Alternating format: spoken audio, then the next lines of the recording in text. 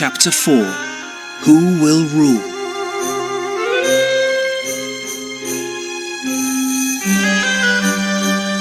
Egypt, 1168.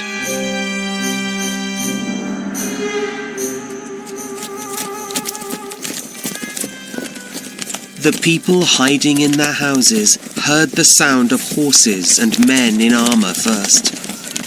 Then the screams and cries began. Outside, in the narrow streets of Bilbais, everyone was trying to run away from danger, but it was hopeless. Amalric's knights on their war horses were everywhere. Their bright swords were red with the blood, not just of the soldiers fighting them, but of the people in the town too. No one was safe, and at the end of that terrible day, the streets were silent and bloody. After the Franks killed so many people near Cairo, Caliph Al-Adid sent a secret letter to Nur ad-Din. He wrote, I no longer think that Vizier Shawar is loyal to the Egyptians. He is too friendly with the Franks, and all the money that Shawar pays to King Amalric does nothing to stop Amalric's knights killing my people. They want all the country. Then when they have it, they'll use all our gold to make their castles and armies even stronger. Shawar's ready to give them anything, as long as he can be the strongest man in Egypt. We're all in great danger. Please help us. Nur ad-Din called Yusuf and said, Find General Shurka. Yusuf went to the old general sadly. When his uncle told him to get ready for another campaign in Egypt, Yusuf said, By God, even if you give me the whole country, I won't go. He still remembered the terrible siege of Alexandria. But Nur ad-Din's orders were law to all his men. So, in a few short days, the army was on its way to Egypt for the third time. Early in January 1169, after a 3 weeks' journey, they marched into Cairo. Everyone was happy to see the Syrians. The Franks left the country without a fight, and the Egyptians felt safe at last. The Caliph said, Shawar is a criminal. He was loyal only to himself, not to Egypt or to me, and now he must die. You must kill him, Yusuf. With Shawar's death, Shurka was the new vizier.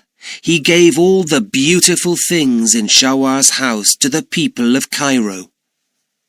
He was also now the commander of the Egyptian army.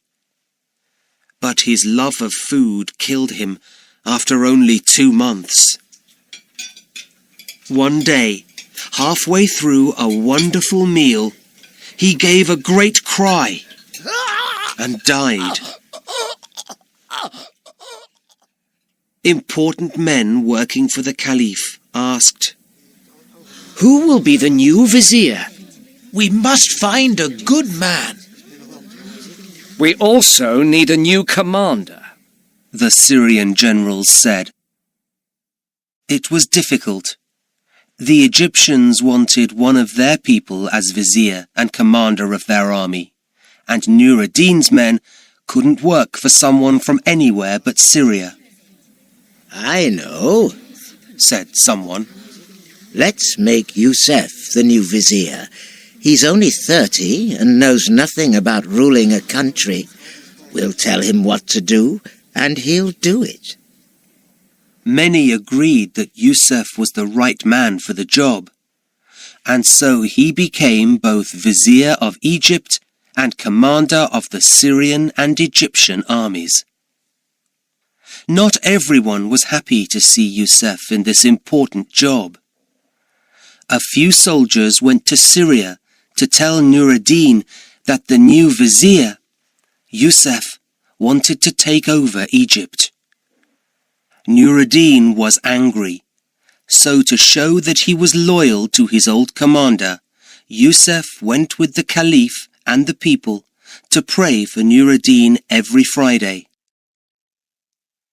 When his brother Turan Shah arrived from Syria, Yusuf told him, It's not easy here, but thank God I learned the law from Nur ad-Din and how to organize armies from my uncle, because we have enemies everywhere, not just the Franks. Yusuf was right. One day, one of his soldiers saw that one of the Caliph's men was wearing very strange shoes on his feet when he left the Caliph's great house. Inside one of these shoes was a secret letter which Yusuf opened and read. The Egyptians wanted Amalric and his knights to attack Yusuf and the Syrians. But the Franks never saw that letter. In the end, the Franks came, but Yusuf and his army were ready for them, and sent them away again without any problems.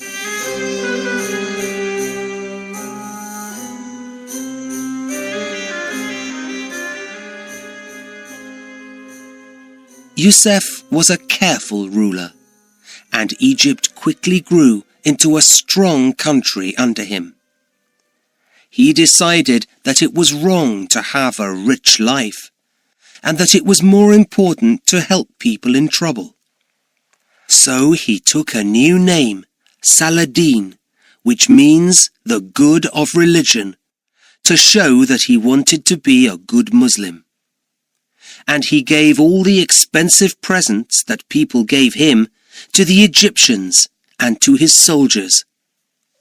He lived in a small house and used his money as a vizier to build schools and hospitals. He also made the walls of Cairo stronger and built a great castle on the Muqattam hills. I want the Egyptian people to know that we are on their side, and that we want their country to be strong and safe. Then they will be happy to fight with us against the Franks, he told his Syrian generals. But Nur ad-Din was more and more angry. He wrote, Yusuf, I'm your commander. You're spending all your time ruling a country that doesn't belong to you. You're getting strong and rich with Egypt's gold. But I want you, your new soldiers, and the money that you've won with me here, to fight the Franks in the Holy Land. Unless you come back to Syria immediately, I'll attack you. Some young men in Saladin's army said, If the king of Syria comes here, we'll fight him and send him back to his country. But Ayub, Saladin's father, told him, I'll kill you myself if you go against your commander. Saladin listened and waited.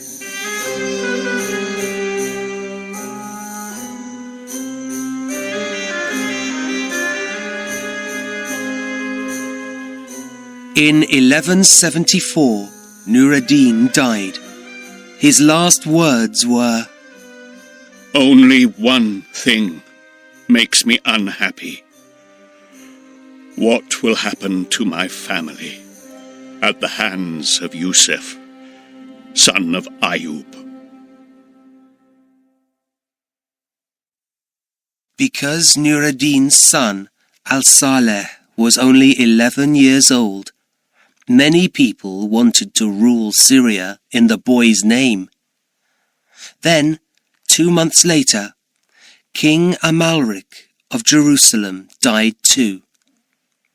His son, Baldwin, was 13, and was ill with leprosy.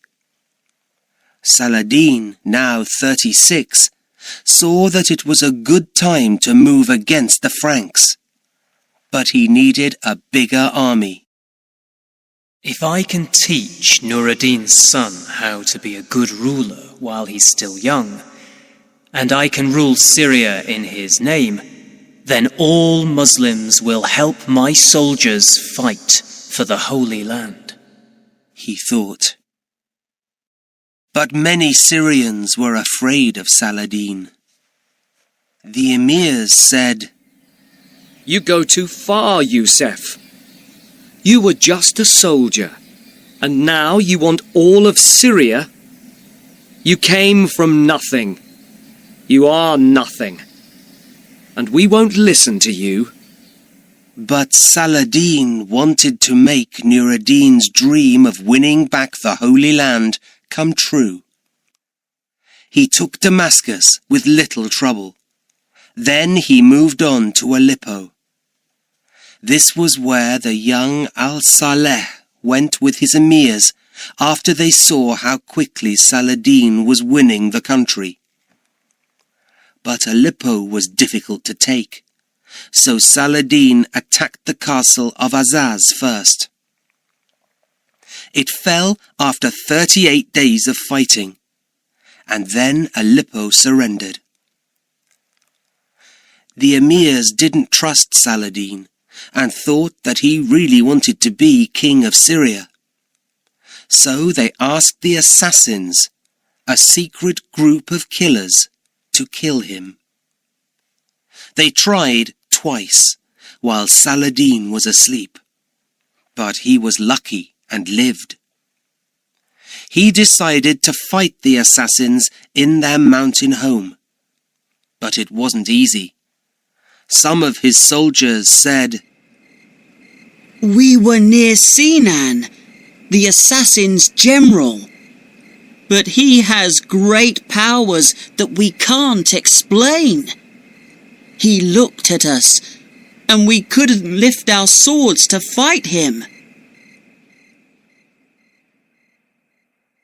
One night, Saladin made a trap to catch anyone trying to get near him while he was sleeping.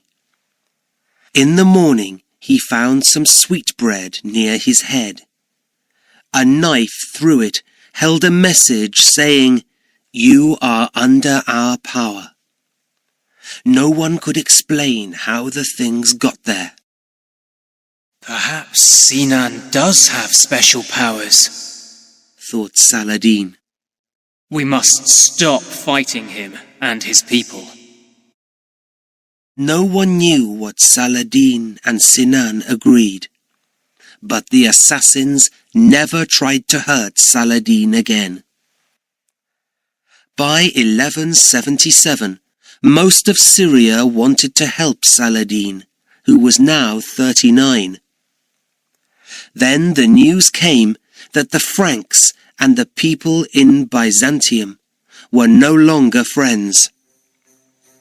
Saladin felt that perhaps now was the time to start a holy war to take Jerusalem back from the Franks.